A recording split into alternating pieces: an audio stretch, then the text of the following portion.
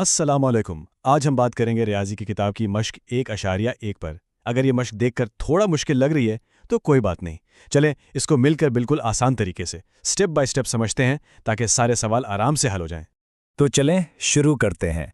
अब देखें, ये जो कसरे और जज़रुल मुरब्बा नज़र आ रहे हैं, हो सकता है ये थोड़े डरावने लगें, लेकिन घबराने की बात नहीं। हम कुछ ऐसे आसान से टूल्स या उसूल बनाएंगे जिनसे ये सारे मसले बिल्कुल आसानी से हल हो जाएंगे। तो सबसे पहले हम अपना पहला टूल बनाते हैं।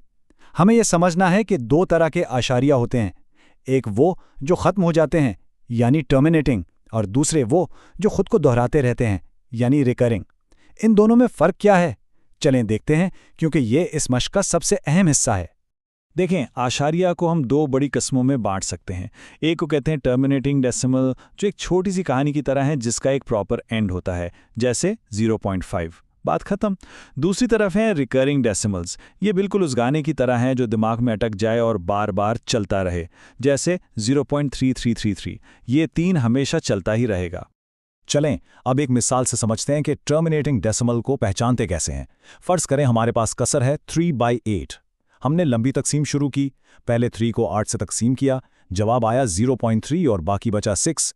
फिर हमने सिफर लगाया, 60 को 8 से किया तो 7 आया और बाकी बचा 4। आखिर में एक और सिफर लगाया तो 40 को 8 से तकसीम करने पर पूरा पूरा 5 आ गया और बाकी बचा सिफर। जैसे ही बाकी सिफर आया हमारी तकसीम ख़त्म हो गई, तो 3/8 का जवाब है 0.375। ये एक टर्मिनेटिंग डेसिमल है। अच्छा, अब देखते हैं रिकरिंग डेसिमल कैसा होता है। मिसाल है 2/9 की। हमने 2 को 9 से तकसीम करना शुरू किया, 2.0 को 9 से किया तो जवाब आया 0.2 और बाकी भी 2 ही बच गया। हमने फिर सिफर लगाया, 20 को 9 से किया, जवाब फिर 0.22 और बाकी फिर से 2। यहाँ एक पैटर्न नज़र आ रहा है ना, बाकी ये हमेशा 2 ही बचेगा। इसका मतलब ये हुआ कि ये 2 तो हमेशा आता ही रहेगा, 0.222 कभी ख़त्म नहीं होगा। बस इसी को कहते हैं रिकरिंग डेसिमल। बहुत खूब, तो हमारा पहला टूल तैयार है। अब चलते हैं अपने दूसरे टूल की तरफ। अब हम सीखेंगे कि नंबर्स को दो बड़ी फैमिलीज में कैसे बांटते हैं। एक फैमिली है नातिक यानी रैशनल नंबर्स और दूसरी है गैर नातिक यानी इर्रैशनल नंबर्स। तो नातिक अदद या रैशनल नंबर क्या होता है? बहुत आसान है।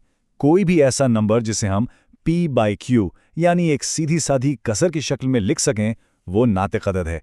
हाँ, बस एक शर्त है कि q यानी नीचे वाला अदद सिफर ना हो।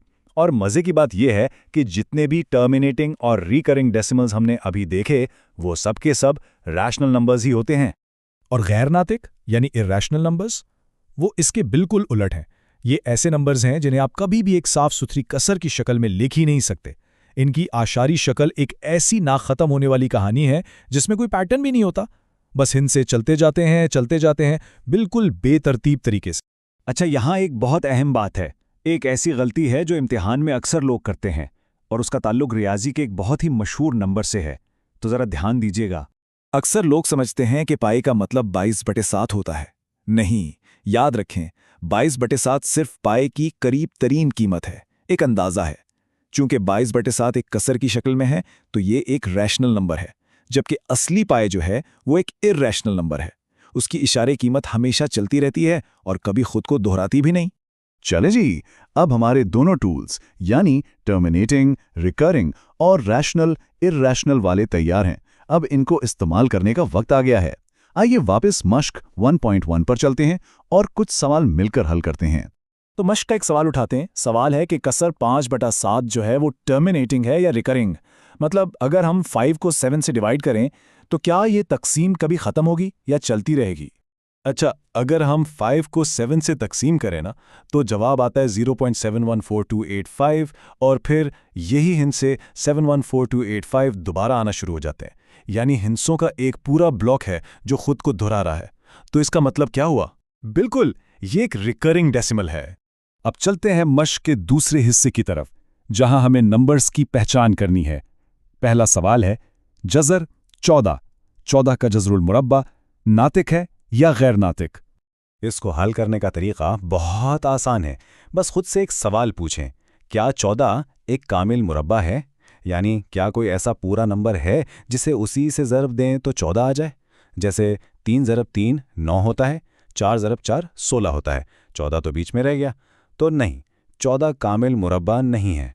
और जब भी किसी ऐसे नंबर का जज़रुल मुरब्बा लिया जाए जो कामिल मुरब्बा ना हो तो जवाब हमेशा एक गैर नातिक यानी इर्रेशनल नंबर होता है। चलें एक और मिसाल देखते हैं ताकि ये बात बिल्कुल पक्की हो जाए। अब बताएं, रूट 25 के बारे में क्या ख्याल है?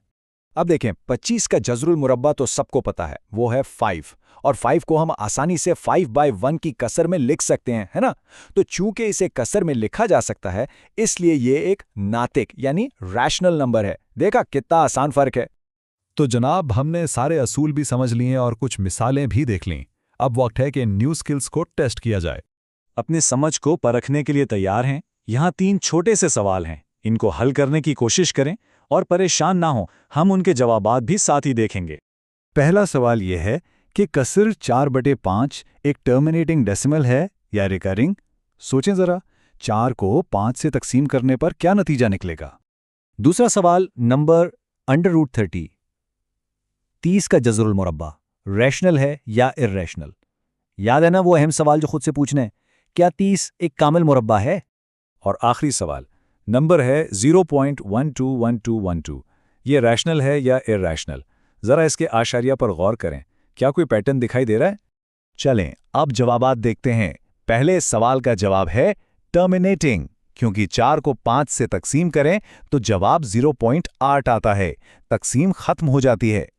दूसरे सवाल का जवाब इर्रेशनल, क्योंकि 30 कामिल मुरब्बा नहीं है। और तीसरे सवाल का जवाब है रैशनल। क्यों? क्योंकि इसमें 12 का पैटर्न बार बार दोहरा रहा है और हमने सीखा था कि हर रिकरिंग डेसिमल एक रैशनल नंबर होता है। तो लीजिए, अब हमने हकीकी आदाद की दर्जाबंदी करना सीख लिया है।